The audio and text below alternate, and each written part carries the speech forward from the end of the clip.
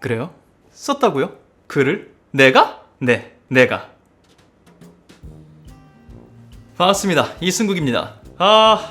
진짜 살다 보니 별일이 다 생기죠? 그래요. 오늘 이제 제목에 써있는 대로 특별한 소식을 전하기 위해서 영상을 찍고 있습니다. 거기에 플러스 이제 약간의 선물 혹은 저주가 될 수도 있는 모두 영상이 있어요. 아무튼 핵심은 이거예요. 글을 쓰게 됐습니다. 그래서 글을 쓰고 있습니다. 밀리의 서재라고 전자책 서비스하는 플랫폼 아마 들어보신 분들 많을 거예요. 모르셨다면 그런 곳이에요. 전자책 서비스하는 플랫폼. 거기서 글을 연재해보지 않겠냐라는 제의를 얼마 전에 해주셨어요. 그전에도 글과 관련된 제의가 안 왔던 거는 아닌데 뭔가 안 맞아서 이렇게 어그러지다가 이번에 제의해주신 프로젝트는 뭔가 재미가 있을 것 같았어요. 그래서 하겠다고 했고요. 이름하여 글쓰기 정붙이기 프로젝트라는 이름으로 매주 수요일 0시 밀리의 서재에 10주 동안 글을 한 편씩 연재하기로 했어요. 지금은 이제 1회가 공개된 상태고요. 앞으로 이제 9주에 걸쳐서 더 많은 글들이 올라오겠죠. 글쓰기 정붙이기 프로젝트. 문자 그대로 글쓰기에 정을 붙일 수 있을까? 붙여볼까? 하는 프로젝트고요. 주된 내용은 나는 글쓰기를 얼마나 싫어하는가? 왜 싫어하는가? 어쩌다 싫어하게 됐는가? 이런 얘기들을 다루게 될 거예요. 그러니까 정식으로 글을 제공해주는 플랫폼에서 공개적으로 허락받고 글쓰기 혐오론자의 글을 마음껏 올리는 거죠. 네, 일단 이런 걸 하게 됐다는 소식을 여러분께 전해드리고 싶은 게 하나 있었고요. 사실 오늘 영상에 진짜 중요한 건 지금부터예요. 아시는 분들은 아시겠지만 밀리의 서재라는 플랫폼이 유료 구독형 플랫폼이에요. 제가 쓴 글도 돈을 내야 볼 수 있어요. 근데 우리 구독자분들 중에는 10대 학생분들도 있고 성인이시라 하더라도 구독형 플랫폼에 돈을 내면서까지 글을 보기에는 부담스러운 상황에 놓인 분들이 분명히 있을 거란 말이죠. 그래서 제가 밀리의 서재 측이랑 이 글에 관한 미팅을 할 때 먼저 내걸었던 조건 중에 그런 게 있었어요. 내가 글 쓰는 건 쓰는 건데 이거 돈 내고 보시기에 부담스러운 사람 분명히 있다. 그러니 어차피 내 글이니까 우리 구독자분들께 좀 서비스를 해드리는 마음에서 10개 회차 중에 한두 개? 혹은 두세 개 회차 정도는 내가 그냥 무료로 공개하면 안 되냐? 내 채널에서. 이런 딜을 제시했었어요. 그랬더니 안 된대. 그건 안 된대. 곤란하대. 사실 곤란한 게 맞죠. 제가 좀 무리한 요구로 한 거긴 해요. 대신 밀리의 서재에서 우리의 이런 애틋한 마음을 따숩게 봐주셨어요. 좋게 봐주셨어요. 그래서 회차의 풀 버전, 처음부터 끝까지 글은 곤란하지만 이 글의 어느 정도를 공개하는 것까지는 막지 않겠다. 오히려 그 정도 글이라도 구독자분들이 재밌게 봐줬으면 좋겠다. 밀리의 서재도 여러분을 그 정도 생각하고 있다. 그거는 알아줘라 라는 답을 주셨어요. 그래서 오늘 이 시간 역사상 처음으로 천재 이승국이 쓴 글, 그 글의 일부를 낭독하는 시간 가져보도록 하겠습니다.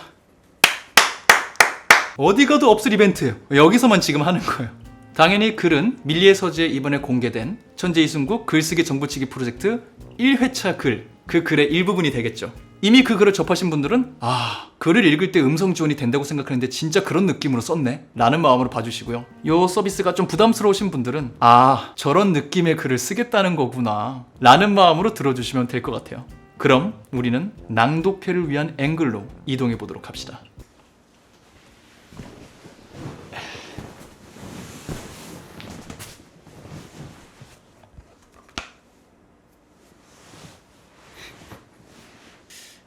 밀리 오리지널 글쓰기 정붙이기 프로젝트 글쓰니 이승국 1화 프롤로그 나는 글쓰기를 싫어합니다.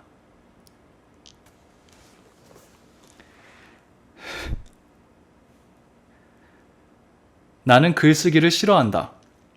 그래서 첫 문장이 갖고 있는 중요성을 모르는 것은 아니지만 아무래도 저 문장으로 시작을 해야 할 것 같다. 아니, 중요하니까 더욱 저 문장으로 시작해야 한다. 그래야 시간과 돈을 들여 밀리의 서재를 이용하시는 분들이 조금이라도 빨리 이 글의 정서를 가늠하시고 앞으로 펼쳐질 늪에서 빠져나가실 수 있을 테니까. 반대로 알 수 없는 호기심을 느껴 이 문장까지 빠르게 읽고 있다면 보상으로 한 가지 비밀을 알려주겠다. 내가 이 글을 늪이라는 단어로 표현한 데는 이유가 있다. 있어 보이기 때문이다. 덧붙여 네가 뭐라고 스스로의 길을 늪 같은 매력이 있다고 표현해? 라고 생각하실지 모르는 분들의 승부욕을 자극해 조금은 더 그 눈길을 붙잡아 줄 수 있기 때문이기도 하다. 당신에겐 통하지 않았다고 말하진 않길 바란다. 당신도 어느새 세 번째 문단의 마지막 문장까지 읽고 있으니까. 거짓말이다. 희망사항일 뿐이다. 그리고 맞다. 첫 번째 문장은 첫 문장이자 첫 번째 문단으로도 기능하고 있다. 이왕 비밀을 공유했으니 숨겨진 과거 이야기도 하나 꺼내서 좋은 1+1을 완성시켜보자. 사실 나에겐 글쓰기를 꽤나 즐겼던 과거가 있다. 좋아하는 수준까지 이르렀는지는 잘 모르겠지만 글을 구상하고 써보고 그 결과물로 사람들과 소통하는 것에 재미를 느끼며 지냈던 것은 분명한 사실이다. 그리고 그렇게 탄생한 글들 중 몇 개는 실제로 극소수 사람들의 마음을 움직이기도 했다. 진짜다. 내 주장을 뒷받침해줄 일화도 존재한다. 학생 때 이야기다. 우리 반 친구 둘이 어떠한 일로 선생님께 크게 혼나고 반성문을 써오라는 요구를 받은 적이 있다. 강제적 집필 활동을 마주해야 했던 두 친구 중 한 명이 뜬금없이 내게 본인의 반성문 첨삭을 부탁했다. 흥미를 느낀 나는 그 요청에 응했다. 그 친구의 반성문을 읽은 선생님은 반성문은 이렇게 써야지. 반성하는 게 느껴지잖아. 라는 감탄과 함께 친구에게 큰 칭찬을 했다고 한다. 반면 홀로 열심히 반성문 창작에 몰두했던 다른 친구는 넌 임마 이게 반성이야? 라는 외침과 함께 추가로 더 크게 혼났다고 한다. 같이 교실로 돌아온 두 사람의 표정은 확연히 달랐다. 내가 첨삭한 글로 성난 어른의 감정을 누그러뜨렸다는 사실을 알게 되었을 때 희열이란. 하지만 이런 영광스러운 업적에도 불구하고 지금 내 솔직한 마음은 이렇다. 나는 글쓰기를 싫어한다. 어떤 사건, 어떤 시간으로 특정할 수는 없다. 그저 조금씩 글쓰기를 얻을 수 있는 재미가 줄어들었던 것 같다. 그러다 보니 자연스레 관심이 줄었을 것이고 어느 날 글을 다시 쓰고자 했을 때 부담과 두려움을 느꼈을 것이고 그 부정적인 감정들을 피하려다 보니 어느새 글쓰기 자체가 싫어지지 않았을까 추정하고 있을 뿐이다. 덕분에 오랫동안 나는 글과 인연을 맺을 일이 없었다. 그러던 나는 어느 날 유튜버가 되었다. 유튜버라는 사실 하나만으로도 재미있는 제의들을 받을 수 있게 된 시대의 흐름 덕에 글과 관련된 제의도 여러 받게 되었다. 안타깝게도 난 여전히 글쓰기와 거리두기를 시행하는 중이었고 그에 비해 제안받은 감사한 프로젝트들은 책 한 권을 통으로 써야 한다거나 내 수준에 비해 너무 전문적인 지식을 다뤄야 하는 경우가 많았다. 당연히 그 어떤 프로젝트에도 긍정적인 답변을 드릴 수가 없었다. 그런 나는 민망하게도 지금 글을 쓰고 있다. 이건 어느 날 갑자기 내 거절 퍼레이드에 난입한 밀리의 서재의 작품이다. 철저한 조사가 뒷받침되었는지 아니면 플랫폼의 특성에 얻어걸린 우연인지는 모르겠지만 내게 연락을 주신 매니저님은 책 한 권 집필 대신 주기적으로 짧은 글 연재로 접근해왔다. 첫 번째 미끼였다. 그동안 받아온 제의들과는 완전히 다른 형식의 호기심이 동했다. 그리고 이어진 두 번째 미끼. 제안드린 주제 외에도 평소 관심이 있거나 써보고 싶은 주제가 있으실 경우 협의가 가능합니다. 정말일까? 내 멋대로 주제를 제시해도 받아준다는 말인가?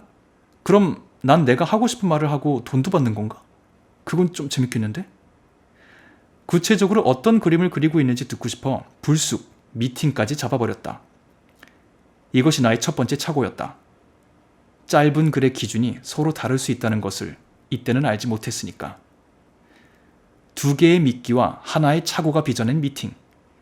이 자리에서 매니저님은 상상 이상의 열린 마음을 보여주셨다. 준비해오신 기획안을 내가 거절하는 순간에도 그동안 거절해온 기획안과 비슷한 결이었다. 내가 글쓰기를 싫어한다는 이야기를 한참 하는 동안에도 매니저님은 경청하며 웃고 계셨다. 그분은 인류였다. 그래서였을까?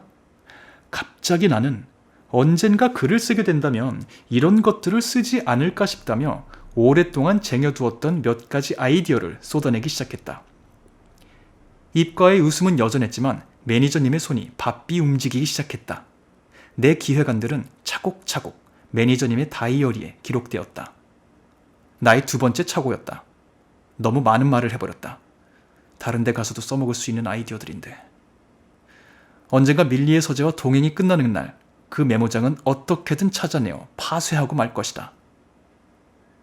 아무튼 2개의 미끼와 2개의 착오가 완성한 미팅을 통해 나는 이런 결론에 다다르게 되었다. 앞으로 밀리의 서재와 어떤 일을 얼마나 하게 될지는 알 수 없지만 지금 당장 글쓰기를 해야 한다면 그 주제는 반드시 내가 글쓰기를 싫어하는 이유들에 관한 것이어야 한다는 것. 글쓰기를 싫어한 지 꽤 되었는데 갑자기 꾹 참고 다른 주제들에 관해 이야기할 자신은 없었다. 대신 왜 글쓰기가 부담스러운지 징징대는 건 다양한 각도에서 꽤나 꾸준히 할 수 있을 것 같았다. 놀랍게도 매니저님은 이 기획에도 흥미를 보이셨고 메모장에 적으셨고 손바닥보다 조금 큰 메모장이었다. 잊지 않겠다. 무려 밀리의 서재까지 이 주제에 오케이를 주는 일이 벌어졌다. 실제로 일이 진행되기 시작했다는 뜻이다. 주제를 다른 것으로 바꾸려는 밀리의 서재 측의 시도와 이를 거절하는 것을 포함해 몇 주에 걸쳐 상호 조율 과정을 거친 후 나는 제안을 거절할 수 있는 유리한 위치에 있던 사람에서 매니저님의 마감 독촉을 받아야만 하는 사람이 되었다. 자연스러웠다. 매니저님은 인류였다. 위험한 메모장을 지닌 인류. 그러니 여기까지. 꽤 읽었어요. 한 반 정도 읽으려는데 흐름상 여기까지는 읽어야 될 것 같아서 한 1회 60% 정도 읽은 거거든요, 이게. 매니저님이 화 안 내시길. 그래도 뭐 서비스 하는 거 통으로 읽은 거 아니니까 괜찮지 않을까요? 혹시 영상이 올라갔는데 처음 이 영상을 보고 두 번째 또 봤는데 뭔가 분량이 줄어들어 있다? 항의받고 어느 정도 분량 덜어낸 거니까 그러려니 하세요.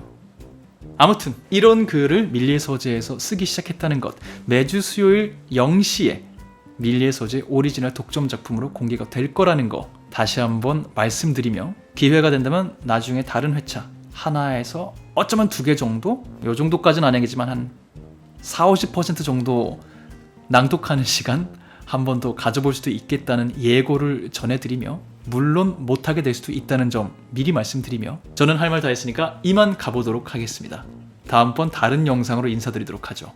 지금까지 전 천재의 승국의 이승국이었고요. 여러분은 이승국쇼를 함께 하셨습니다.